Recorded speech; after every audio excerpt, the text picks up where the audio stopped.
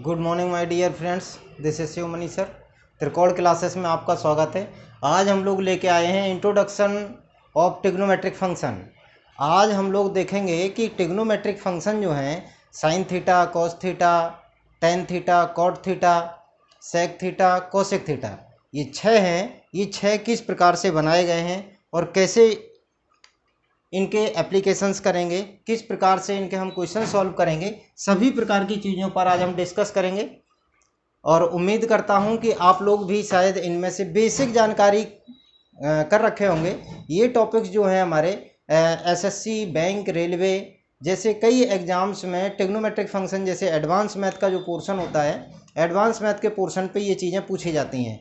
और वहीं 10th class के स्टूडेंट्स, 11th क्लास के स्टूडेंट, 12th क्लास के स्टूडेंट्स जिनको बेसिक ट्रिग्नोमेट्रिक फंक्शन की ज़रूरत होती है, जिनको एक नॉलेज की ज़रूरत होती है कि शुरुआती ढंग से इनको हम कैसे समझें, तो आज हम इनमें से देखेंगे। सबसे पहला जो हमारा पॉइंट है, in right angle triangle, triangle A B C, right angle at B, so A B and B C both are perpendicular to each other.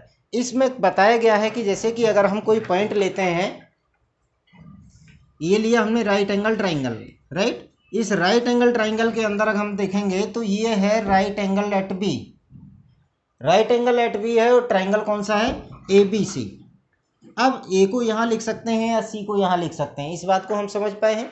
अच्छा, बोथ ऑफ देम, दोनों लेग्स जो हैं ये ईच अदर परपेंडिकुलर हैं, तो हम कह सकते हैं ये भी परपेंडिकुलर है और ये भी परपेंडिकुलर है। अच्छा, अब इसे डिसाइड कौन करता है कि इसे हम परपेंडिकुलर बोलेंगे या बेस को परपेंडिकुलर बोलेंगे। आप बने रहिए हमारे साथ, इसमें एक एक पॉइंट आपको डिस्कस किया जाएगा। इसमें देखो यहाँ पर जैसे दूसरा पॉइंट दिया गया है, तो दूसरे पॉइंट में क्या है, in this figure according to angle A perpendicular is B C and base is A B. इस फिगर में जैसे कि हम बात करें कि ए बी और बी सी दो चीजें हैं। अगर हम एंगल ए देखें तो एंगल ए के लिए परपेंडिकुलर कौन रहेगा, बी सी। अगर हमने ये एंगल लिया तो उस एंगल के सामने वाली साइड को परपेंडिकुलर बोलेंगे, तो ये परपेंडिकुलर हो जाएगा और इसे बेस कहेंगे। इसी प्रकार से अगर हम दूसरे फिगर की बात करें तो दूसरे में क्या है, बिल्कुल सेम फिगर बनाते हैं। ये बी है और ये ए है और ये सी है, तो हम एंगल सी की अगर बात कर रहे हैं तो एंगल सी के अंदर क्या होगा कि सी के सामने वाला परपेंडिकुलर। अब बताइए आप कि इसमें बेस कौन सा होगा। अगर बेस की बात करेंगे तो बेस यहाँ पर क्या लिखा जाएगा, बी सी को बेस लिखा जाएगा।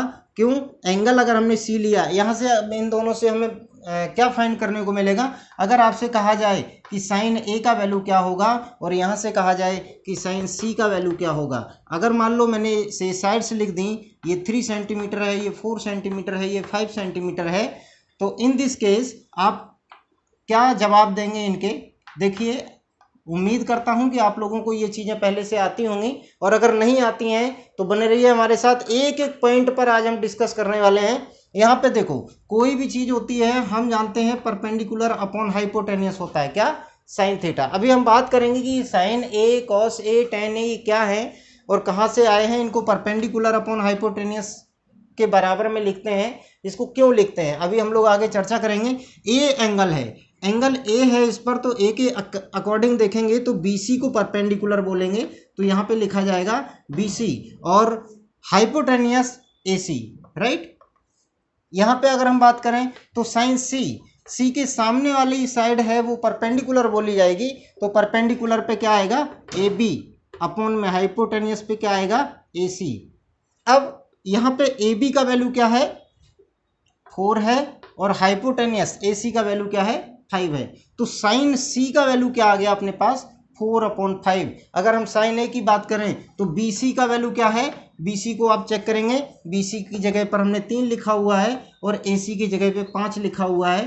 तो अब देखिए, साइन ए और साइन सी फिगर दोनों एक हैं, साइड दोनों एक जैसी हैं, लेकिन एंगल की वजह से इनके वैल्यू चेंज हो जाते हैं। इसलिए आप लोगों को ये बात बहुत अच्छे से ध्यान देनी है कि एंगल हमें सबसे पहले पता करना होगा, क्योंकि राइट एंगल ट्राइंगल में both of them are perpendicular to each other. इसलिए इन दोनों पॉइंट्स पर विशेष ध्यान रखें कि जब तक आपको एंगल ना पता चल जाए तब तक आप किसी को परपेंडिकुलर या बेस नहीं कह सकते।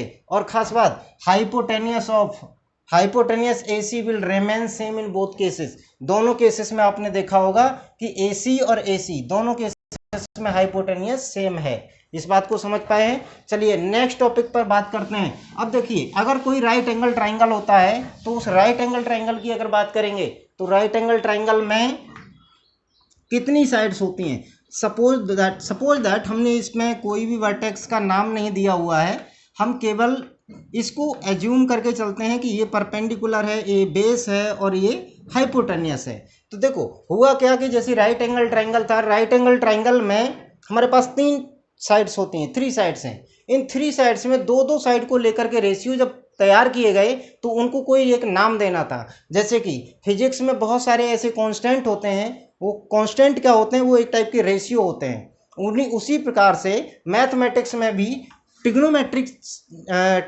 के अंदर जो रेशियो बनाए गए हैं वो किसके रेशियो हैं, राइट एंगल ट्राइंगल की साइड्स के रेशियो हैं। अगर हम परपेंडिकुलर का रेशियो हाइपोटेनियस से लेते हैं, मतलब क्या है, जैसे कि हमने देखा है कभी कभार A/B = 2/3, तो आप अगली लाइन में क्या लिखते हैं, A/B = 2/3। क्या इस बात को समझ पाए हैं? ऐसा आपने जरूर देखा होगा। तो इसी प्रकार से अगर हम परपेंडिकुलर अपॉन हाइपोटेनियस लिखते हैं तो इसको एक नया नाम दिया गया जिसका नाम है साइन थीटा। अब आपको शायद समझ में आया होगा कि साइन थीटा क्या है। साइन थीटा एक कांस्टेंट है, एक रेशियो है। किसका रेशियो है, परपेंडिकुलर और हाइपोटेनियस के रेशियो को हम क्या कहते हैं, साइन थीटा कहते हैं। इसी प्रकार से परपेंडिकुलर का रेशियो जब बेस के साथ लिया गया तो इसे बोला गया परपेंडिकुलर अपॉन बेस, जिसका एक कांस्टेंट नाम दिया गया टेन थीटा। इस बात को भी शायद उम्मीद करता हूं समझ पाए होंगे कि परपेंडिकुलर और बेस के रेशियो को एक कांस्टेंट नाम दिया गया जिसे कहा गया टेन थीटा। और इसी प्रकार से अगर हमने अभी परपेंडिकुलर से दोनों रेशियो लिए थे, इसी प्रकार से अब हम क्या करेंगे, बेस के साथ 2 रेशियो लेते हैं। तो बेस के साथ जब हम हाइपोटेनियस को लेंगे तो क्या बन जाएगा, बेस अपॉन हाइपोटेनियस बन जाएगा। और इसको एक नया नाम दिया गया जिसका नाम था कॉस थीटा। इस बात को शायद समझ पाए होंगे। और इसके बाद फिर बेस का रेशियो जब हमने परपेंडिकुलर से लिया तो बेस का रेशियो जब परपेंडिकुलर से आया जिसका नाम था कॉट थीटा। एक नया नाम इस रेशियो को भी दिया गया। और इसके बाद में जब बात की गई कि हाइपोटेनियस का रेशियो परपेंडिकुलर के साथ लिया जाए, हाइपोटेनियस का रेशियो परपेंडिकुलर के साथ लिया जाए तो उसे एक नया नाम दिया गया जिसका नाम था कोसिक थीटा। अब शायद उम्मीद करता हूं कि आप लोगों को ये बात बहुत अच्छे से समझ आई होगी। और हाइपोटेनियस का रेशियो अब हमें किसके साथ चाहिए, बेस के साथ। तो हाइपोटेनियस का रेशियो जब बेस के साथ आया तो इसे नाम दिया गया सेक थीटा। तो इस प्रकार से टोटल कुल 6 रेशियो ही बनाए जा सकते थे, इसलिए 6 के 6 रेशियो को अलग अलग नाम दे करके इनको एक नया नाम दिया गया ट्रिग्नोमेट्रिक रेशियो। Trigonometric ratio. अब क्या है कि इन्हीं को अब हम लोग एज अ फंक्शन देखने लगे हैं, राइट। जब हम फंक्शन की बात करेंगे तो इसको हम लोग लिखेंगे y = sin x। Theta angle को डिनोट करेगा, y = cos x, y = tan x, right. इसी प्रकार से y = cot x, y = sec x और y = cosec x। अब इनको हम लोग ट्रिग्नोमेट्रिक फंक्शन में काउंट करेंगे और इनकी कैलकुलेशन करेंगे, आगे इनके एप्लीकेशंस देखेंगे। अगर आप लोग इन सब चीज़ों को याद करके रखते हैं कि साइन थीटा जो रेशियो आता है वो किन किन साइड का रेशियो होता है, तो आपको बताना है। ये इसको आप टाइप 1 पर डाल सकते हैं। जैसे कि हमने यहाँ पर लिखा हुआ है टाइप 1 में क्या आता है, साइन थीटा = क्या होता है, perpendicular upon hypotenuse. It means perpendicular और हाइपोटेनियस के रेशियो को हम लोग क्या कहेंगे, साइन थीटा। इसी क्रम में अगर हम लोग आगे बढ़ेंगे, इसको एक बार नोट कर लीजिएगा, आप लोग इसको नोट कर लीजिएगा। और इसके बाद नेक्स्ट टाइप की तरफ बढ़ते हैं, टाइप 2। टाइप 2 की अगर बात करो तो इसमें हम लोगों को टीचर्स बताते हैं कि ये टाइप 2 को याद कर लीजिएगा, इसको रट लीजिएगा, इनसे ही सारे क्वेश्चन सॉल्व होते हैं। तो देखो आज के बाद आपको शायद है रटने की ज़रूरत नहीं पड़ेगी। अभी आपने देखा था कि साइन थीटा = क्या होता है, परपेंडिकुलर अपॉन हाइपोटेनियस।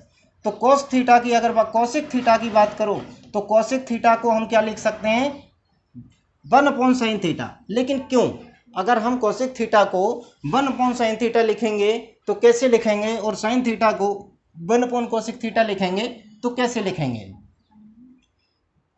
देखिए यहाँ पर जैसे कि हमने लिया cosec theta, right. cosec theta को हम क्या कहते हैं, cosec थीटा को कहते हैं हाइपोटेनियस अपॉन परपेंडिकुलर, या हम इसे कहें 1/परपेंडिकुलर/h। तो P/h की जगह पर अगर हम अप्लाई करें क्या, इक्वेशन फर्स्ट से अप्लाई करें sin थीटा, तो क्या बन जाएगा cosec theta, sorry sin theta. तो पता चला कि cosec थीटा के इक्वल में 1/sin थीटा क्यों आता है, या sin थीटा के इक्वल में 1/cosec कैसे आता है। sin थीटा को लिख सकते हैं परपेंडिकुलर अपॉन h, इसका मतलब होता है 1/h/p,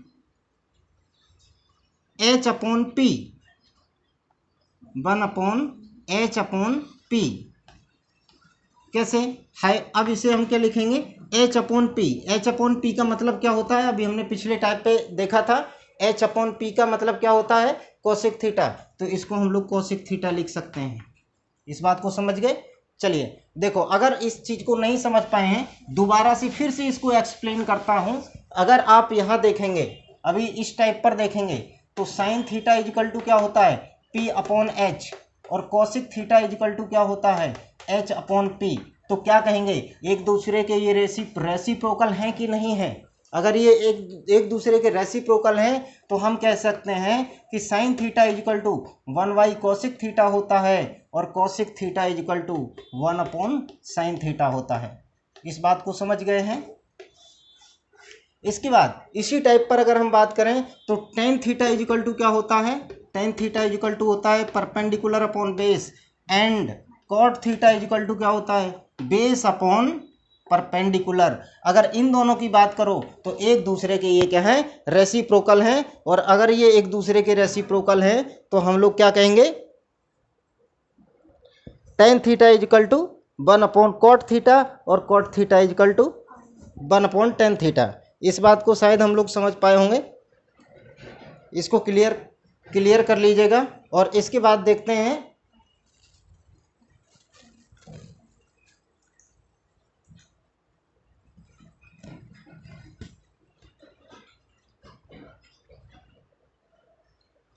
यहाँ पर देखिए tan थीटा और cot थीटा एक दूसरे के रेसिप्रोकल हो गए हैं, तो कह सकते हैं tan theta is equal to 1/cot theta and cot theta is equal to 1/tan theta. अब देखिए यहाँ पर एक और वैल्यू होता है tan थीटा, यहाँ पर आप देखेंगे कि tan थीटा का एक और वैल्यू लिखा है sin theta upon cos theta. ये कैसे आता है, अगर हम इसकी बात करें कि sin theta upon cos theta, तो sin थीटा का मतलब क्या होता है P/h, cos थीटा का मतलब होता है B/h। h से h कैंसिल आउट करोगे तो finally you will get P/v, और P/v जो रेशियो होता है इसको हम क्या नाम दिए थे tan थीटा। इस बात को समझ पाए होंगे। तो कौन सी आइडेंटिटी कैसे आ रही है, इनको रेसिप्रोकल लिखा गया है, क्यों लिखा गया है, वही परपेंडिकुलर अपॉन बेस के रेशियो को हमने tan थीटा जो बताया था उसी के वजह से यहाँ पर जब वैल्यू सबमिट कराई गई, वैल्यू पुट कराई गई, तो वैल्यू पुट कराने के बाद हमने पाया कि sin theta upon cos theta का वैल्यू tan थीटा के बराबर होता है। इस बात को आप शायद समझ पाए होंगे। इसी प्रकार से sec theta is equal to 1/cos theta and cosec theta is equal to 1/sin theta होता है। लगभग सारी चीजें हम लोग इस पर डिस्कस कर चुके हैं। इसके बाद टाइप थर्ड की तरफ आगे बढ़ते हैं। टाइप थर्ड में क्या आता है sin square theta plus cos square theta is equal to 1। ये देखिए ये आइडेंटिटी है sin square theta plus cos square theta is equal to 1। Sir ये 1 ही क्यों होता है, कुछ और भी हो सकता है ना। चलिए हम लोग इसको प्रूव करते हैं। LHS इजिकल टू क्या लिखें sin square theta plus cos square theta, तो क्या कहेंगे परपेंडिकुलर अपॉन हाइपोटेनियस का square plus base upon hypotenuse का स्क्वायर, एंड यहाँ पर आप देख सकते हैं कि कोई भी राइट एंगल ट्राइंगल है उसमें परपेंडिकुलर है, बेस है, हाइपोटेनियस है, तो हम लोग जानते हैं कि H square is equal to P square plus B square होता है, ये पाइथागोरस थ्योरम की वजह से। तो यहाँ पर हम इक्वेशन नंबर फर्स्ट बना सकते हैं और यहाँ पर अगर आप देखेंगे क्या लिख जाएगा, ये लिख जाएगा P square upon H square plus B square upon H square. अगर एलसीएम दोनों लाइक हैं तो हम डायरेक्ट ही न्यूमरेटर्स को ऐड कर लेते हैं, तो क्या बन जाएगा P square plus B square, और from equation first P square plus B square की जगह पे आप क्या लिख सकते हैं एच स्क्वायर, तो ये क्या हो जाएगा H square upon H square हो जाएगा, और जिसका वैल्यू क्या आता है 1। एच स्क्वायर से एच स्क्वायर 1 टाइम में कैंसिल आउट हो जाएगा, तो आपको RHS मिल जाएगा।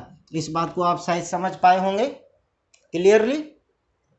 तो इसका प्रूव कैसे किया गया है, पाइथागोरस थ्योरम की मदद से इसको हमने प्रूव किया कि sine square theta plus cos square theta equal to 1 होता है। चलिए अब इस पे बेस्ड क्वेश्चन कैसे बनेंगे, बहुत इंपॉर्टेंट टॉपिक होता है कि अगर आपसे कहा जाए मान लो सर मैंने ये आइडेंटिटी रट ली, क्या पॉसिबल है कि इसको याद करने से हमारे दिमाग में क्वेश्चन चल जाएंगे? हाँ बिल्कुल ऐसे और चल जाएंगे।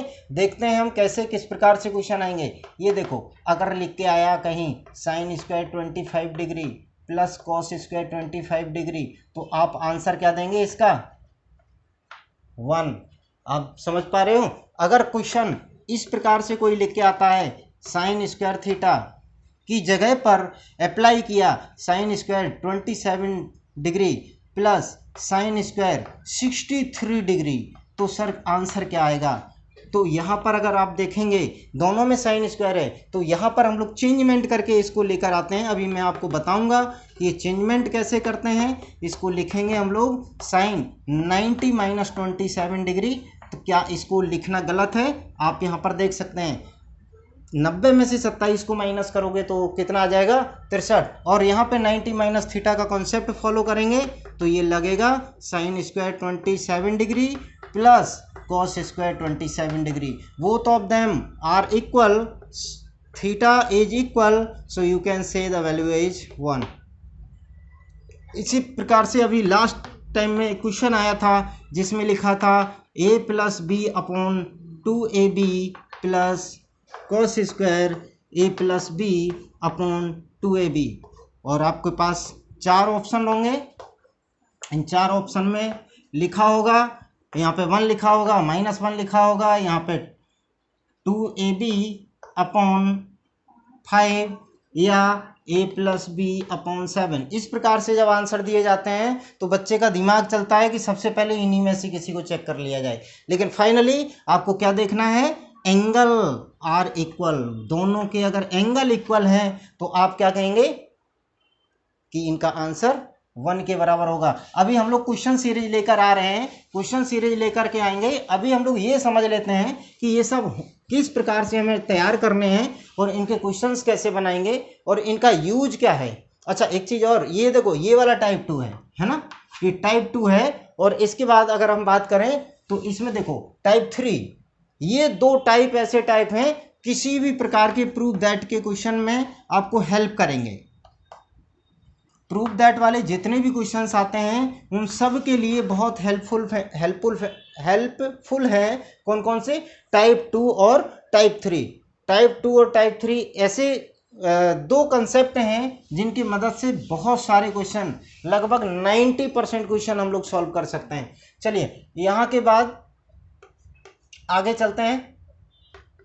अगर हम साइन स्क्वायर थीटा को यहीं लिख दें, कॉस स्क्वायर को इधर कन्वर्ट कर दें तो 1 माइनस कॉस स्क्वायर लिख जाएगा, तो हम क्या कहेंगे sine square theta equal to क्या होता है 1 माइनस कॉस स्क्वायर थीटा। अच्छा अगर मैं यहाँ 1 का स्क्वायर लिख दूँ तो क्या बन जाएगा 1 minus cos theta into 1 plus cos theta. इस बात को शायद समझ पाए होंगे। क्वेश्चन के अंदर ऐसा लिखा मिलेगा आपको तो उसकी जगह पर तुरंत ही आप ये लिख देंगे 1 माइनस कॉस स्क्वायर थीटा, और 1 माइनस कॉस स्क्वायर थीटा की जगह पर क्या लिख देंगे साइन स्क्वायर थीटा। मतलब 3 लाइन आपको लिखनी तुरंत आ जाएंगी, ये समझ लीजिएगा। क्वेश्चन में ऐसा दिखेगा, आप इस प्रकार से लिखेंगे और इसके बाद इसको कन्वर्ट कर देंगे साइन स्क्वायर थीटा में, तो आप जल्दी से क्वेश्चन को सॉल्व करने में ये फॉर्मेट जो है आपको क्वेश्चन सॉल्व करने में मदद करेंगे। अब यहाँ बात करो कॉस स्क्वायर को अगर यहीं रख लिया जाए, साइन स्क्वायर को इधर भेज दिया जाए तो ये हो जाएगा cos square theta is equal to 1 minus sine square theta. तो एक आइडेंटिटी से हमें ये 3 तैयार करने को मिले हैं। इसके बाद देखो ये 3 आइडेंटिटी यहाँ पर आप चेक करेंगे तो क्या लिखा है, sec square theta minus tan square theta equal to 1। Same process यहाँ पर भी, इसके भी क्वेश्चन इसी प्रकार से बनाए जाते हैं। और इस प्रकार से जब क्वेश्चन आएंगे तो आपके दिमाग में क्लिक करेंगे कि हाँ वास्तव में ये क्वेश्चन है। अगर जैसे लिख के आ गया यहाँ पर sec square 1/2 degree plus minus tan square 1/2 degree, तो आप आंसर क्या देंगे 1। इस बात को शायद समझ पाए होंगे। एंगल सेम आ जाए, इसके बाद में आप इस फॉर्मेट को चेक करिए, इस फॉर्मेट की तरह आ रहा है कि नहीं। ठीक है, 5 नंबर आइडेंटिटी, अगर सेक स्क्वायर थीटा को यहीं लिख लिया जाए तो ये बनेगा 1 प्लस टेन स्क्वायर थीटा, और अगर टेन स्क्वायर को इधर भेज दो तो ये लिख जाएगा tan square theta is equal to sec square theta minus 1। 3 identity ये रेडी हो जाती हैं। और इसके बाद लास्ट की 3 की बात करो, cosec square theta minus cot square theta is equal to क्या होता है 1। Cosec square theta is equal to क्या होता है 1 plus cot square theta, and cot square theta is equal to क्या होता है कोसिक स्क्वायर थीटा माइनस 1। इसके बाद में ये टाइप 4 आता है। अगर हम इस टाइप 4 की बात करें तो टाइप 4 के अंदर ये एनसीईआरटी पैटर्न पर 10th क्लास लेवल तक ये चीज़ें फॉलो की जाती हैं। 10th क्लास के लेवल तक की अगर बात करो तो sine 90 minus theta is equal to cos theta, ये फर्स्ट क्वाड्रेंट की बात करते हैं। अभी हम लोग क्वाड्रेंट पढ़ेंगे आगे चल करके। Sine 90 minus theta is equal to क्या होता है cos theta, cos 90 minus theta is equal to sine theta, tan 90 minus theta is equal to cot theta, cot 90 minus theta is equal to tan theta, sec 90 minus theta cosec theta के बराबर होता है, और cosec 90 minus theta is equal to sec theta होता है। ये type है जो टाइप 4 है। और इसमें क्या होता है, साइन कॉस में, कॉस साइन में बदलता है, टेन कॉट में और कॉट टेन में बदलता है। ऐसे ही सेक कोसिक में और कोसिक सेक में बदल जाता है। इस बात को शायद समझ पाए होंगे। आगे चलते हैं, यहाँ से बात शुरू होती है क्वाड्रेंट।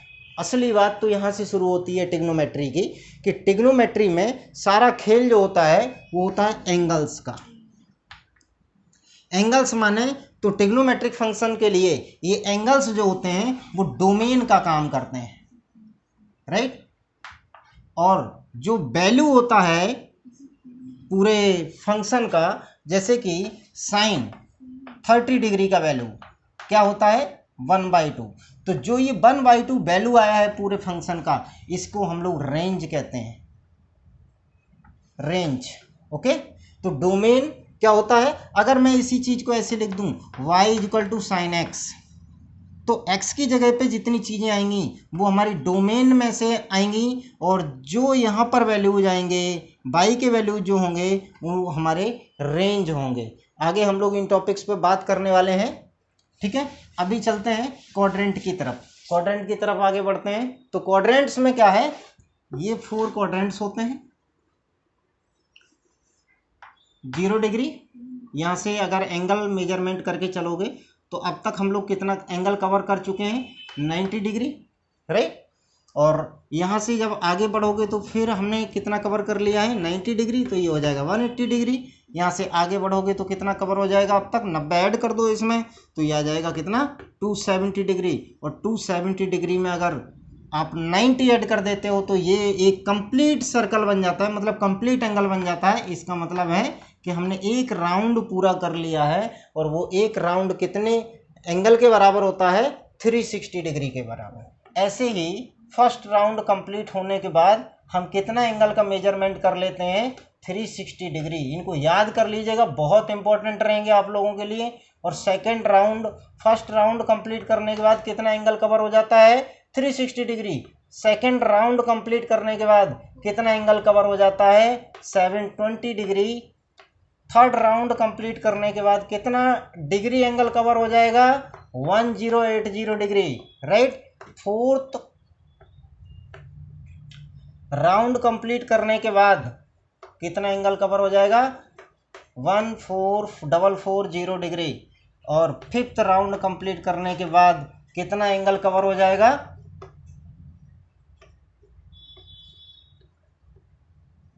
1800 डिग्री। इन बातों को समझ गए होंगे।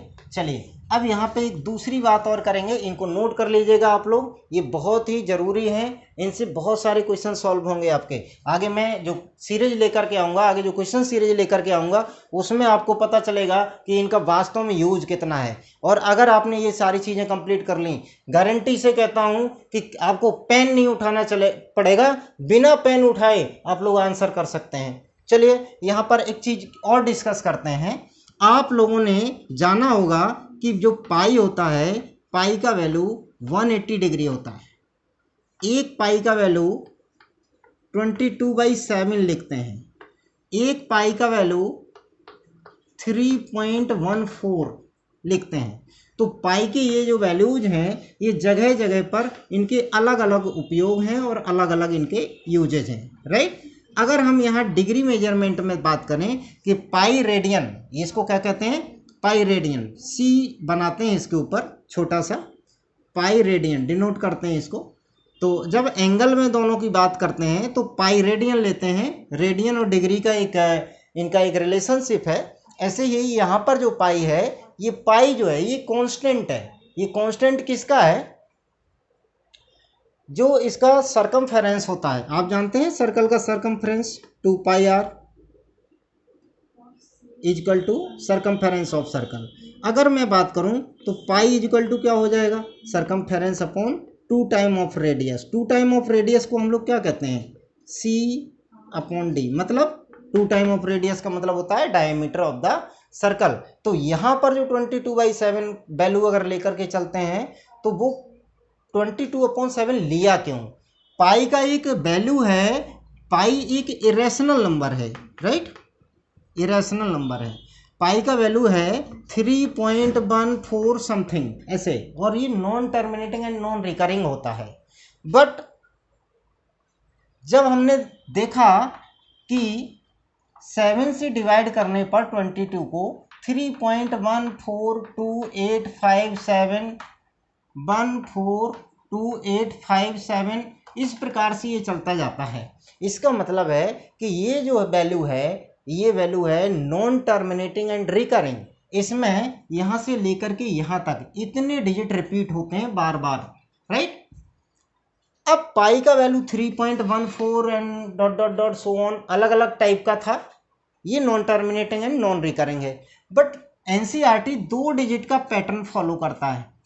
आफ्टर डेसिमल 2 डिजिट में अगर आप आंसर देते हैं तो वो फुल एंड एक्यूरेट आंसर माना जाता है।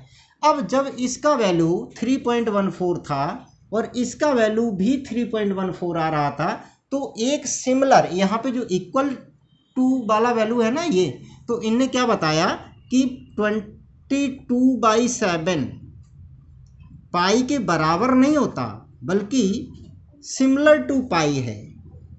इस बात को समझ गए हैं।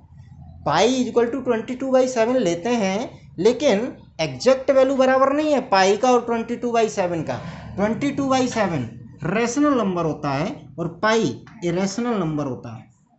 और हमने कॉन्सेप्ट पढ़ा है कि रेशनल नंबर जो होते हैं वो इरेशनल नहीं होते, और जो इरेशनल होते हैं वो रेशनल नहीं होते हैं। इस बात को शायद हम लोग समझ पाए होंगे।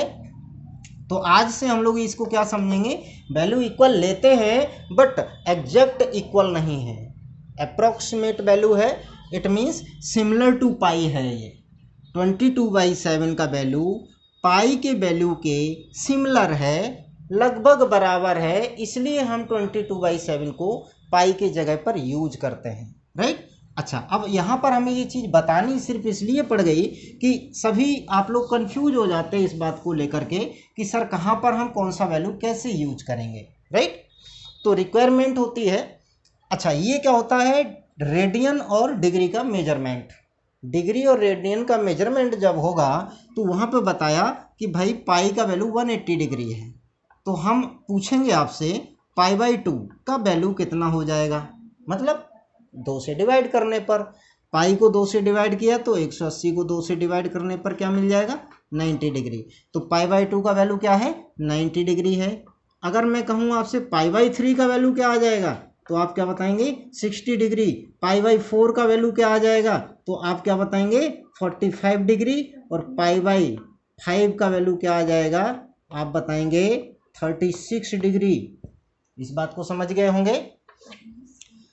π/6 का वैल्यू क्या हो जाएगा 30 डिग्री। ये मोस्ट इंपॉर्टेंट वैल्यू है जो पाई पे कन्वर्ट करके आते हैं। पाई का वैल्यू कितना है 180 डिग्री है, π/2 90 degree, π/3 60 degree, π/4 45 degree, π/5 36 degree, π/6 30 degree. इन वैल्यूज़ को आप लोग याद करके रखेंगे क्योंकि आगे भविष्य में आप लोगों को इसी टाइप की चीज़ें मिलेंगी जिनके वजह से आप लोगों के क्वेश्चन फंस सकते हैं। और आप लोग शायद हो सकता है कि अगर इनको याद कर लेते हैं तो इनसे बहुत सारे फायदे हैं इनका। देखो एक एग्जांपल जैसे मैं देता हूं आपको, आपसे कहा जाए 2π/3 का वैल्यू क्या होगा, इस बात को समझो। π/3 का वैल्यू क्या होता है, यहाँ पे देखो π/3 का वैल्यू क्या होता है 60 होता है। तो 2 टाइम ऑफ π/3 का वैल्यू क्या हो जाएगा 120 हो जाएगा। आप डायरेक्ट आंसर दे पाएंगे। अदरवाइज आपको ऐसे लिखना पड़ेगा 2 × 180 डिग्री अपॉन 3, फिर 3 से कैंसिल आउट करोगे तो 60 का डबल करोगे 120। आंसर वही आना है। तो क्यों ना हम इनको एक बार याद कर लें अच्छे से। जैसे क्वेश्चन आया 4π/3 का वैल्यू बताओ, तो 4π/3 की वैल्यू क्या होगी, π/3 की वैल्यू क्या होती है 60। तो 4 टाइम ऑफ 60 क्या लिखेंगे 240 वैल्यू आ जाएगा। इस बात को शायद समझ पाए होंगे। चलिए, तो अभी हम लोग बात कर रहे थे क्वाड्रेंट्स में, और क्वाड्रेंट्स में किस टाइप से क्वेश्चंस को समझना है। ये हो गया 0 डिग्री, ये हो गया 90 डिग्री, ये हो गया 270 डिग्री, और ये हो गया आपका 180 डिग्री, और ये हो गया आपका 270 डिग्री, और ये हो गया आपका 360 डिग्री। एक कंप्लीट सर्कल की बात करते हैं। अगर हम 0 में कुछ भी ऐड करें तो हम फर्स्ट क्वाड्रेंट में रहेंगे। 90 में से कुछ भी माइनस करते हैं, 0.01 डिग्री एंगल भी माइनस करते हैं तो हम इस क्वाड्रेंट में आ जाएंगे। ये होता है फर्स्ट क्वाड्रेंट, इसको कहते हैं सेकंड क्वाड्रेंट, इसको कहते हैं थर्ड क्वाड्रेंट, इसको कहते हैं फोर्थ क्वाड्रेंट। और आपकी जानकारी के लिए बता दूं, एक्स एक्सिस के ऊपर से एंटी क्लॉकवाइज एंगल का मेजरमेंट करते हैं हमेशा। इस बात को ध्यान रखें। कितने क्वाड्रेंट है 4 क्वाड्रेंट है, और इन 4 क्वाड्रेंट की अगर बात करो तो एक कैसे आएगा 90 माइनस थीटा, राइट। 90 में कुछ भी ऐड कर लोगे तो आप इस क्वाड्रेंट में आ जाओगे जिसे हम कहेंगे 90 प्लस थीटा। 180 में से कुछ भी माइनस कर लोगे तब हो जाएगा आपका 180 माइनस थीटा, राइट। 180 में कुछ भी प्लस कर लोगे तो ये हो जाएगा 180 प्लस थीटा। और 360 डिग्री में से कुछ भी माइनस कर लोगे, 270 डिग्री में से कुछ भी माइनस करने के बाद 270 माइनस थीटा आ जाएगा। तो आप थर्ड क्वाड्रेंट में आ जाएंगे। और अगर 270 प्लस थीटा कर दिया जाए तो कहाँ पर पहुँच जाएंगे, फोर्थ क्वाड्रेंट में आ जाएंगे हम लोग। और या फिर 360 में से कुछ भी माइनस कर दो, वापस भी आ सकते हैं भाई साहब इसमें से, तो क्या बनेगा 360 डिग्री माइनस थीटा, राइट। अगर हम 360 से वापस आना चाहते हैं, मान लो कोई व्यक्ति यहाँ पर खड़ा है, यहाँ से आगे नहीं जाना चाहता है, यहाँ से पीछे लौटना चाहता है, तो उसे हम लोग क्या कहेंगे 0 माइनस थीटा कहेंगे। और 0 का यहाँ पर कोई इम्पोर्टेंस नहीं है, तो फाइनली हम क्या कहेंगे, केवल माइनस थीटा का केस भी किस में आता है, फोर्थ क्वाड्रेंट में आता है। अच्छा, ये सब मैं बता क्यों रहा हूँ इसका भी मतलब समझते हैं। इसके अंदर जो क्वेश्चंस आएंगे, अभी जैसे कि ट्रिग्नोमेट्रिक टेबल होती है, ट्रिग्नोमेट्रिक टेबल के अंदर आपसे कहा जाता है कि cos 120 डिग्री का वैल्यू बताओ। लेकिन सर हमने टेबल तो 0 से 90 डिग्री तक ही पढ़ी है। अगर हमने 0 से 90 डिग्री तक टेबल पढ़ी है और उससे हमें बहुत ज़्यादा आगे तक के वैल्यू फाइंड करने हैं तो कैसे फाइंड करेंगे, इस बात को हम लोग समझेंगे। तो कैसे, अगर हम cos 90 प्लस 30 लिख दें इसको, तो क्या कहना है आपका 90 प्लस 30 120 होता है, यस। अब इससे क्या होगा, 90 प्लस थीटा की तरह दिख रहा है ये सर, 90 प्लस थीटा की तरह दिख रहा है, तो इसका मतलब ये कहाँ पर हो गया, सेकंड क्वाड्रेंट में। लेकिन ये क्वाड्रेंट भी इनके डिसाइडेड है कि कौन सा व्यक्ति कहाँ पर होगा। इसका मतलब क्या है, ऐसे समझते हैं, एक ये पूरा बिल्डिंग है और इस बिल्डिंग के अंदर 4 कमरे बने हुए हैं, राइट, पहला पहला दूसरा तीसरा चौथा। यहाँ पर साइन और कॉसिक को रहने के लिए जगह दी गई है। किस किस को दी गई है, साइन थीटा और कॉसिक थीटा को। तो इस घर में साइन और कॉसिक रहते हैं इस कमरे में, और यहाँ पर कौन कौन रहता है, टेन एंड कॉट। इसमें कौन कौन रहते हैं, tan theta and cot theta. इनका मतलब क्या है अभी हम समझते हैं, ये मैं क्यों लिख रहा हूँ, इनसे सारे क्वेश्चन सॉल्व होने हैं, राइट। और इसमें कौन कौन रहते हैं, इसमें रहते हैं कॉस थीटा और सेक थीटा। फोर्थ क्वाड्रेंट के अंदर कौन कौन रहता है, सेक थीटा और कॉस थीटा। इस बात को शायद हम लोग समझ पाए होंगे, सेक थीटा और कॉस थीटा। चलिए, तो यहाँ पर सर कौन, ये बना दिया बैठक रूम, मतलब ये सब के लिए बना दिया कि कोई भी अगर आ रहा है, किसी के भी रिश्तेदार आ रहे हैं तो सब इसमें रुकेंगे, यहीं पर सब लोग मिलने पहुंच जाएंगे, ऐसा समझ लो। और यहाँ पर ये सब के लिए बनाया है तो इसलिए इसमें लिखा गया ऑल पॉजिटिव। इस बात को समझेंगे। चलो, अब ये क्वेश्चन जो चल रहा था इसको कवर करते हैं, प्रोसेस बताएंगे कि कैसे इसको सॉल्व करना है। cos 90 प्लस 30, 90 प्लस 30 माने सेकंड क्वाड्रेंट, और ये कौन है, cos है, ये कहाँ पाए गए, दूसरे के घर में। अगर ये दूसरे के घर में पाए जाते हैं तो साइन को चेंज कर लेना है, मतलब यहाँ पे प्लस है इसके पहले तो हम माइनस कर लेंगे, साइन चेंज कर लोगे और साइन चेंज हो गया। इसके बाद इनका चेंजमेंट होता है 90 एंड 270 डिग्री पर। किस पर, 90 एंड 270 डिग्री पर जब चेंजमेंट होता है तो वो चेंजमेंट क्या होता है, साइन को कॉस में बदलते हैं और कॉस को साइन में बदलते हैं, तो ये लिख जाएगा साइन 30 डिग्री। अब टेबल से साइन 30 का वैल्यू क्या होता है, 1/2। तो इसका मतलब है कि कॉस 120 डिग्री का वैल्यू कितना आ गया, -1/2। हम आपको प्रोसेस लिखाते हैं और चेंजमेंट लिखाते हैं। चेंजमेंट, अगर चेंजमेंट की बात करो तो चेंजमेंट किस प्रकार से होता है, क्वाड्रेंट्स पर साइन चेंज होता है कॉस पर, और कॉस चेंज होता है साइन पर, 22 वर्षा। इस बात को समझ पाए।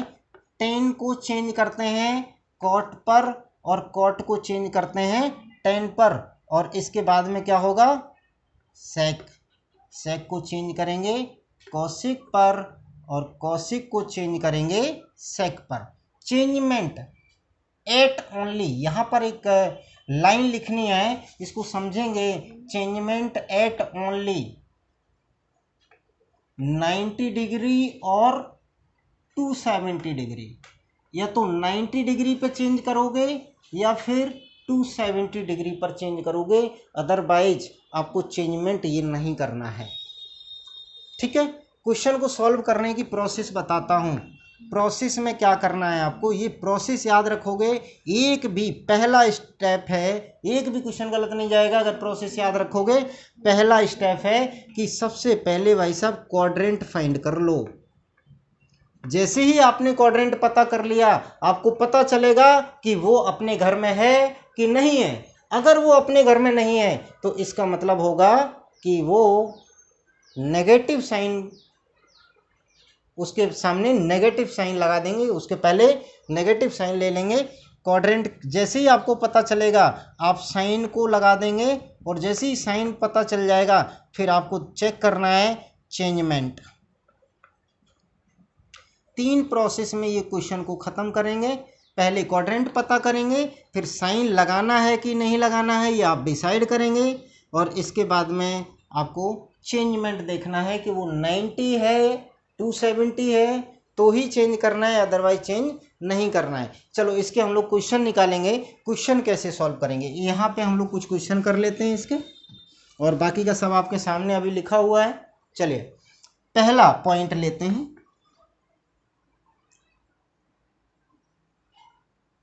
साइन 150 डिग्री का वैल्यू क्या होगा, राइट। तो क्या लिखेंगे इसको लिखेंगे साइन 90 + 60 डिग्री। एक बच्चा बोला कि सर इसको आप ज़रूरी है कि 90 + 60 लिखो, इसको हम 180 - 30 भी तो लिख सकते हैं। यस, और ध्यान दो ये वाला वैल्यू जो रहेगा यहाँ पर समझो, ये है वाई एक्सिस वेरी करती है, मतलब 90 और 270 के केस में ही आपको वैल्यू के चेंजमेंट करने हैं, ट्रिग्नोमेट्रिक फंक्शंस के चेंजमेंट करने हैं। और चेंजमेंट कैसे होते हैं? साइन कॉस पर, कॉस साइन पर, टेन कॉट पर, कॉट टेन पर, सेक कॉसिक पर और कॉसिक टेन पर होता है। इस बात को समझ गए हैं। इसके बाद आपको मैं बता दूं कि जो ये वैल्यूज आते हैं, ये यहाँ पर जो वैल्यू आते हैं, पहले जो वैल्यू आएगा वो क्या होगा? या तो 90 होगा, या 180 होगा, या 270 होगा, या 360 होगा, या 720 होगा। और 720 को हम ऐसे भी लिख सकते हैं 2 × 360 + थीटा लिख सकते हैं ना। तो इसी को हम लोग n × 360 + थीटा कह सकते हैं। और यहाँ पर अगर बात करो तो 360 + थीटा करने के बाद भी आप फर्स्ट क्वाड्रेंट में आ जाएंगे, 720 + थीटा करने के बाद भी फर्स्ट क्वाड्रेंट में आ जाएंगे। जैसे ही आप यहाँ राउंड कंप्लीट करते जाएंगे वैसे ही एंगल का मेजरमेंट बढ़ता चला जाएगा। और इस टाइप की चीज़ें शायद आप लोग समझ पाए होंगे। तो चलिए, ये कौन सा क्वाड्रेंट बनेगा? सेकंड क्वाड्रेंट बनेगा सर। सेकंड क्वाड्रेंट ये है, और सेकंड क्वाड्रेंट में ये कौन है? ये साइन है, ये अपने ही घर में है। यस है, तो हमें साइन प्लस ही रखना है, मतलब इस पे साइन का कोई चेंजमेंट नहीं करना है। 90 डिग्री है सर, 90 डिग्री है तो चेंजमेंट एट ओनली 90 और 270, तो इसका मतलब साइन बदल के किस पर जाएगा? कॉस पर। तो हम क्या लिख देंगे? Cos 60 degree. इस बात को समझ गए। और कॉस 60 का वैल्यू होता है कितना? 1/2। कॉस 60 का वैल्यू कितना? 1/2 होता है। इसी प्रकार से अगर इसको सॉल्व करते हैं तो सर 180 - थीटा, 180 - थीटा का मतलब सेकंड क्वाड्रेंट होता है। और सेकंड क्वाड्रेंट की अगर बात करो तो सेकंड क्वाड्रेंट में साइन ही होता है, और यहाँ पे चेंजमेंट नहीं होगा। क्यों नहीं होगा? क्योंकि 180 पे हमें चेंज नहीं करना होता है, और माइनस भी नहीं चेंज करना है, साइन भी चेंज नहीं करना है, इनका चेंजमेंट भी नहीं होना है। तो क्या लिखा जाएगा? 30 डिग्री। तो साइन 30 का वैल्यू बता दो, 1/2। फाइनली आंसर साइन 150 डिग्री का आंसर क्या है? 1/2। इस मेथड से साइन 150 डिग्री का आंसर क्या है? 1/2। राइट। इसके बाद बहुत सारे क्वेश्चंस ऐसे होंगे जो हम आगे कराएंगे। अभी हमारे और भी टॉपिक्स हैं जिनको हम आगे कंप्लीट करने वाले हैं अभी तुरंत ही, बस ज़्यादा नहीं, 10 से 15 मिनट आपको और टाइम लगेगा। मैं ट्रिग्नोमेट्री की सारी चीज़ें विधिवत तरीके से बताने वाला हूँ आज। अब देखिए यहाँ पर ये आ गया, देखो ट्रिग्नोमेट्रिक फंक्शन। तो अब हम लोग बात करेंगे ट्रिग्नोमेट्रिक फंक्शन की। और ट्रिग्नोमेट्रिक फंक्शन में अगर बात करें तो टेबल, सबसे पहले हमें टेबल आनी चाहिए, ट्रिग्नोमेट्रिक टेबल। ट्रिग्नोमेट्रिक टेबल में क्या है ये चीज़ें समझेंगे। अगर मैंने यहाँ थीटा लिखा तो यहाँ पर देखो sine 0 degree, 30 degree, 45 degree, 60 degree और ये 90 डिग्री। 90 डिग्री तक टेबल आप 180 डिग्री तक तैयार कर सकते हैं, 180 डिग्री तक के वैल्यू याद कर सकते हैं, ठीक है। लेकिन फर्स्ट नीड जो है वो है आपकी 90 डिग्री। साइन 0 का वैल्यू 0, साइन 30 का वैल्यू 1/2, साइन 45 का वैल्यू 1/√2, साइन 60 का वैल्यू √3/2 और साइन 90 का वैल्यू 1 होता है, राइट। कॉस की बात करो तो ये वाला वैल्यू यहाँ पर लेके आ जाओगे, ये वाला वैल्यू यहाँ पर लेके आ जाओगे, ये वाला सेम रहेगा, इसको इस पोजीशन पर पहुँचा दो और 0 को यहाँ पहुँचा दो, तो कॉस का वैल्यू हो गया। टेन के लिए हमने क्या लिखाया था आपको? अच्छा, यहाँ पे मैं थीटा, एंगल, 0 डिग्री, अल्फा वगैरह कुछ नहीं लिख रहा हूँ। क्यों? यहाँ पे जो हमारा ये पॉइंट है ये हमारा एंगल ही डिनोट कर रहा है, राइट। अब हम इसे पढ़ेंगे कैसे, साइन के पीछे जीरो लगाओ तो साइन 0 डिग्री बनेगा जिसका वैल्यू 0 रहेगा। साइन के पीछे 30 डिग्री लगाओ तो क्या हो जाएगा, साइन 30 डिग्री का वैल्यू 1/2। ठीक है, बहुत गणतज्ञ बड़े वाले मास्टर जो होते हैं, बहुत महान टीचर जो होते हैं, वो कुछ भी कर सकते हैं, वो कैसा भी लिख सकते हैं, उनका स्तर बहुत ऊंचा है। ठीक है, तो ऊंचे स्तर के टीचर से ज़्यादा पढ़ने से बचते रहें तो ज़्यादा बेहतर रहेगा। इस बात को समझ गए। अब यहाँ पे थीटा लगा देंगे, वो फिर बोलेंगे साइन थीटा 30 का वैल्यू, राइट। तो ऐसी चीज़ें नहीं होनी चाहिए, क्रमबद्ध तरीके से पढ़ेंगे, एक एक चीज़ को समझेंगे। और देखो बहुत बहुत धन्यवाद उन टीचर्स का जो मैथ में ये चीज़ समझते हैं। 4 से अगर हम 20 को भाग देंगे तो 20 आएगा, 20 बार चला जाएगा भाग, 4 पंचे 20। अगर हम 4 से 21 को भाग देते हैं तो 5 बार भाग जाएगा और यहाँ पे 20 लिखा जाएगा और यहाँ पे 1 लिखा जाएगा। ठीक, जो मास्टर साहब यहाँ पे क्रॉस बचाते हैं उनसे ये पूछो कि 20 में से 20 घटाने के बाद 0 क्यों नहीं बचता, राइट। बचपन से हम लोग यही सीखते आए हैं। तो ऐसे टीचर से ज़रूर बच के रहें, क्योंकि ये आपके भविष्य को बहुत अच्छा बनाने वाले हैं। जिनको वास्तविकता की नॉलेज नहीं है, यहाँ पर देखिए, जब आप भाग देते हैं तो यहाँ पर 21 में से 20 घटा करके तभी तो यहाँ पर 1 लाए। आप हमें ये बताओ 20 में से 20 घटाने के बाद क्रॉस कब से बचता है। लेकिन हाँ, बचपन से नर्सरी, LKG, UKG से बराबर हम लोग यही पढ़ रहे हैं। तो इस प्रकार की चीज़ें अगर पढ़ेंगे तो इनसे थोड़ा सा बच के रहें और अपना कॉमन सेंस जरूर लगाएं कि भाई 20 में से 20 घटाने के बाद 0 बचेगा तो हमें यहाँ 0 लिखना चाहिए। और ये जो आता है ये रिमाइंडर होता है, और रिमाइंडर हमेशा डिजिट्स में होगा, नंबर्स में होगा। नंबर 2 डिजिट का भी हो सकता है, 3 डिजिट का भी हो सकता है, जैसा हमारा डिवाइजर है, डिवाइजर पे डिपेंड करता है। अगर किसी को हम 4 से डिवाइड कर रहे हैं या तो रिमाइंडर 0 आएगा या 1 आएगा या 2 आएगा या 3 आएगा। इस बात को समझ गए। किसी भी नंबर को हम जब 2 से डिवाइड करेंगे या तो रिमाइंडर 0 आएगा या रिमाइंडर 1 आएगा। जब किसी भी नंबर को हम 5 से डिवाइड कर रहे होंगे या तो रिमाइंडर 0 बचेगा या रिमाइंडर 1 बचेगा या 2 बचेगा या 3 बचेगा या 4 बचेगा। पॉसिबल रिमाइंडर्स इन्हीं को बोलते हैं। आगे टॉपिक्स हैं, बहुत सारे ऐसे क्वेश्चंस आते हैं जो टॉपिक्स हम लोग अभी तक समझ ही नहीं पाए। हम लोग तो बस उसी में चल रहे हैं कि हमें वही इंपॉर्टेंट चीज़ें जो आती हैं, चैप्टर्स के जो नाम हैं, बस उन्हीं को हम कवर करेंगे और हमारा कंपटीशन निकल जाएगा। ठीक है, ऐसा कोई पॉसिबल नहीं है कि ऐसे ही होता है, राइट। मैथमेटिक्स की नॉलेज में अगर ट्रिग्नोमेट्रिक फंक्शन में अगर कोई चीज़ आती है और उससे संबंधित कोई चीज़ पूछ ली जाती है तो आपको ज़रूर बतानी होगी। चलिए, अभी मैंने बात की थी sine upon cos. Sine 0 degree upon cos 0 degree का वैल्यू होगा 0/1। 1 नीचे लिखते नहीं है तो हम लोग क्या लिखेंगे, 0। और ख़ास बात, आप लोग इन चीज़ों का विशेष ध्यान रखें। 1/0 इक्वल टू नॉट डिफाइन होता है, इस बात को समझ गए होंगे। इन्फिनिटी कहते हैं इसको। 0/1 का मतलब 0 से होता है, क्योंकि नीचे 1 किसी के लिखते नहीं है। 1 अगर हटा दोगे तो 0 बचेगा। 1/∞ का मतलब 0 से होता है, इस बात को समझ गए होंगे आप।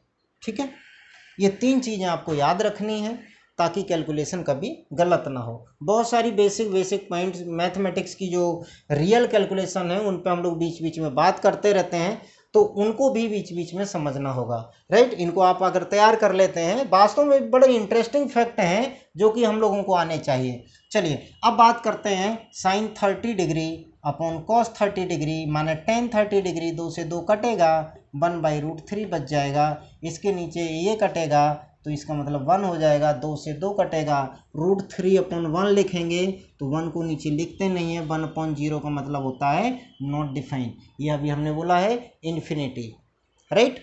इनकी भी बात करेंगे। आगे हम लोग चलते हैं कॉट। कॉट के लिए क्या है, रेसिप्रोकल। ठीक है, बाकी का हम लोग अभी ये जो क्वेश्चंस हैं इन पर हम लोग बात करते हैं। इन क्वेश्चंस में अगर देखा जाए बहुत ही इम्पोर्टेंट चीज़ें हैं। इन इम्पोर्टेंट चीज़ों को बहुत आसानी से समझने का तरीका है कि आप पहले 1 2 3 ये 3 वैल्यूज बहुत अच्छे से तैयार कर लो, और जैसे ही आपके 3 वैल्यूज तैयार हो जाते हैं तो इनका फिर हम लोग क्या करेंगे, रेसिप्रोकल करना शुरू कर देंगे। कैसे? 10 का रेसिप्रोकल, 10 का रेसिप्रोकल माने 1/0 नॉट डिफाइन होता है। 1/1/√3 का मतलब √3 होता है। 1/1 का मतलब 1 होगा, और इसे हम 1/√3 लिखेंगे। और 1/∞ का मतलब अभी मैंने बताया हुआ है 0 होता है। इसी के बाद हम लोग किसकी बात करेंगे, सेक की बात करेंगे। तो सेक का मतलब क्या होगा कि हम सर कॉस का रेसिप्रोकल कर लें। कॉस का रेसिप्रोकल करने का मतलब क्या है कि 1/1 का मतलब 1 हो जाएगा, और इसके बाद में इसका रेसिप्रोकल करेंगे 2/√3 हो जाएगा। इसका रेसिप्रोकल करेंगे √2 हो जाएगा, और इसका रेसिप्रोकल 2 हो जाएगा। और इसका रेसिप्रोकल माने 1/0, और 1/0 का मतलब होता है इन्फिनिटी से। इस बात को शायद भली भांति समझ पाए होंगे। आगे चलते हैं, ठीक है। आगे चलने के बाद आप लोग आएंगे कौशिक पर।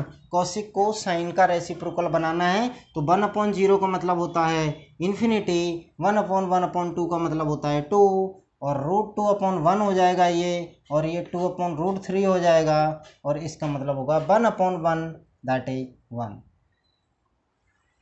तो ये रही आपकी टेबल, जो कि 90 तक आपको बहुत अच्छे से आनी चाहिए, ठीक है। बाकी का हम लोग मिलते हैं नेक्स्ट वीडियो पर।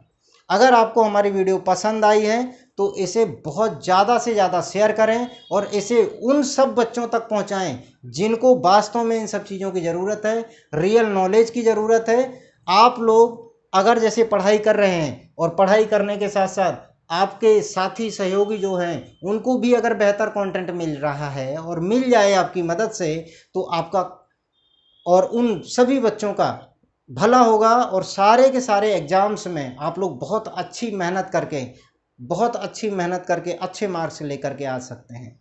और हम आप लोगों के लिए बेहतर से बेहतर कंटेंट लेके आते रहेंगे। किसी भी प्रकार से अगर किसी भी टॉपिक पर किसी भी स्टूडेंट को अगर प्रॉब्लम होती है तो वो कमेंट करे, और कमेंट करने के कुछ दिनों बाद मैं कोशिश करूंगा कि मैं आपकी कमेंट की गई टॉपिक्स को हम वीडियो के माध्यम से आप लोगों तक पहुंचा पाएँ। मैं कोशिश ये कर रहा हूं कि ज़्यादा से ज़्यादा बच्चे हमारे यूट्यूब चैनल से जुड़ें, और जुड़ने के बाद जो भी इनकी रिक्वायरमेंट है उस रिक्वायरमेंट को पूरा किया जाए। जो भी टॉपिक्स जैसे आपको नहीं आ रहे हैं उन टॉपिक्स को हम आप तक पहुंचाएंगे, और जितना भी जल्दी हो सकता है उतनी जल्दी से हम आपके टॉपिक्स बना करके आप लोगों तक इसे पहुंचा देंगे। अभी फ़िलहाल के लिए अगर आपको ये वीडियो पसंद आई है तो इसे लाइक करें, और ज़्यादा से ज़्यादा लोगों तक शेयर करें। अपने स्कूल्स में, अपने इंस्टीट्यूट में, अपने आसपास के क्षेत्र में इस वीडियो को फैला दीजिएगा। और मैं अगली बार जो लेकर के आ रहा हूँ इनसे संबंधित कॉन्सेप्ट जो हैं, वो इसके बाद जो कॉन्सेप्ट आने वाले हैं वो देखो, इसके बेहतरीन कॉन्सेप्ट आने वाले हैं graphs of trigonometric functions.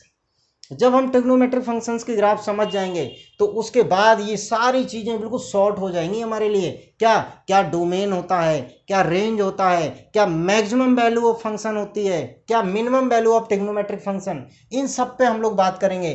Domain range पर बात करेंगे, maximum minimum value of trigonometric function पे बात करेंगे।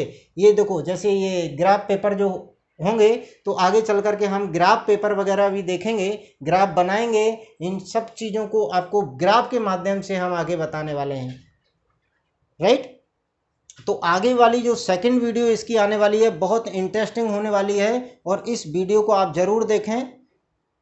और बाकी आप हमारे चैनल को सब्सक्राइब करें, सब्सक्राइब कर लेते हैं तो उससे क्या होगा, और बेल आइकन को भी प्रेस करें। अगर बेल आइकन को प्रेस कर देते हैं तो इससे आपको जो आने वाली वीडियो है हमारी, जो नेक्स्ट टॉपिक इसका आने वाला है वो आप तक पहुंचेगा, और ताकि वो टॉपिक छूट ना जाए। क्योंकि हमारे जो टॉपिक्स होते हैं एक दूसरे से कनेक्टेड रहते हैं। पीछे वाला जो टॉपिक है उससे ही इसका संबंध है, और ये टॉपिक जब कवर हो जाएंगे फिर हम लोग जब क्वेश्चन सीरीज करेंगे तो इन सब की मदद से क्वेश्चन को मैं चुटकियों में सॉल्व कर लेंगे। 2 second, 5 second, 10 second, 15 second, 20 second, बहुत लेंदी क्वेश्चंस अगर जो होंगे तो उन क्वेश्चन को आप बहुत लंबा टाइम नहीं लगाने दूंगा मैं आपको, ज़्यादा परसेंट मैं कोशिश करूंगा कि कम से कम समय में आप लोगों के क्वेश्चंस को सॉल्व कराया जाए। और इसी के साथ साथ हम एक क्वेश्चन सीरीज एक और लेकर आ रहे हैं, और जो क्वेश्चन सीरीज होगी, एक और क्वेश्चन सीरीज लेकर आ रहे हैं जो रहेगी अर्थमेटिक से संबंधित।